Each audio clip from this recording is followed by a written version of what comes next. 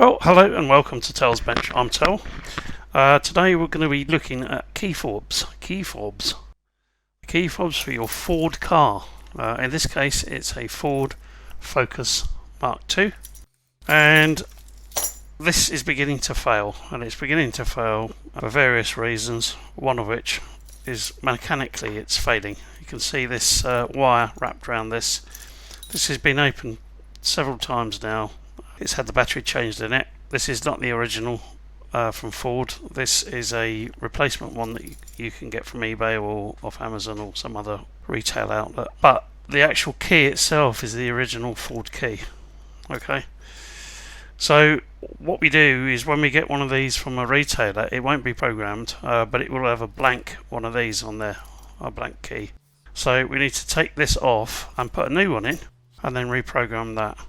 Because all the key cutting people that I've spoken to say that they won't actually cut your key that you've got. They give you a horror story about, there was a person who had one of these before and they used this key and they got it cut, and then it broke off inside the ignition key switch, and then it cost a couple of £1,000 or something to remedy the situation. So they will only sell and cut for you their own sourced aftermarket product. Now maybe it's true, maybe it's not true, I don't know, but it does pose you with a question in your mind as to if the alloys that they use in this key aren't sufficiently strong, and that does happen, then you are screwed basically until that's remedied.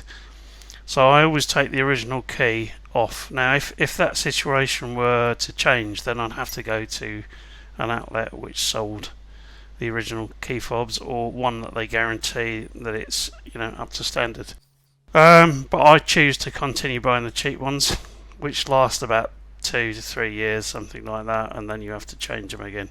But as long as this key part is working okay, then there really shouldn't be any reason that you need to go and pay £90 at Ford's for a new key. That isn't with the programming included as well. So you can program these keys yourself, and I'm going to show you how to do that later.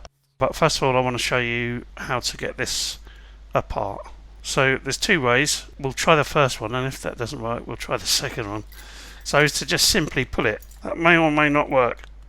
Okay, it doesn't work on this one. So there's a little hole in here, which I'll try and show you. There's a little key thing in there. There's a little hole, and basically what you do is just lever it off. If you've got enough force, it'll probably come off anyway. But anyway, there you go. So I've separated the replacement key fob that I got about 3 years ago from the original fob key itself, and then I'm going to show you what came in the post from Amazon. Okay, right. So there's one.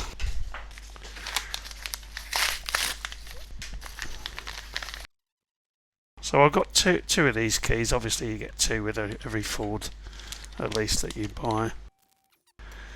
They look exactly the same, right? But these weren't even fitted strongly onto that. Now, just as a side issue, you can separate this bit, and you will need to separate this bit if you need to change the battery that's inside there, and it's a clock battery. It will be a CR2032, I think, but that's not what we're doing today. So we know that this isn't my original key because it's got no cuttings on it.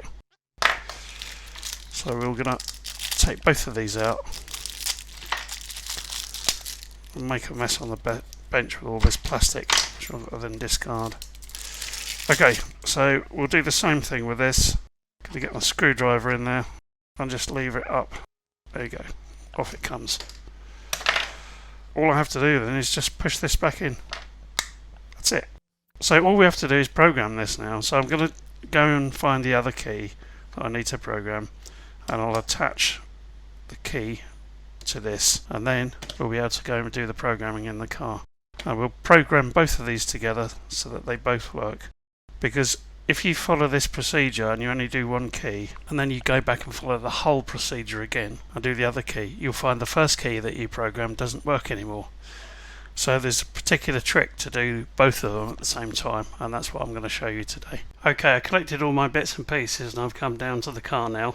So I've opened the door and I'm pointing the camera, and this is a photograph, not a movie. I wanted to just take a shot where I knew this would stay in focus. So this is a still shot, but I'm going to talk over it so we understand what's going on.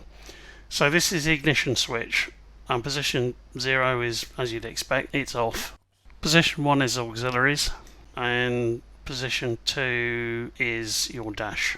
So the dash should be all lit up now. Have you got any indicators that are required at that point? Position 3, you're actually starting the engine. So we don't want to start the engine, that's not needed. All we want to do is to go between 1 and 2 and back again, up to 8 times. It'll probably be around about 4. It always happens on the 4th time with mine. So I go 1, from position 1, go to 2, 1, 2, 1, 2, 1, 2, 1, will beep on the 4th one. So yeah, so that's what we do, and when it goes beep, that means you're in programming mode. Right, I'm going to open the door. You might hear some noise, so I'm going to flick it between 1 and 2 4 times. When I hear the bleep, then I'll press the key on this one, and then I'll press the key on the other one. Then I'll turn the ignition off. So here we go.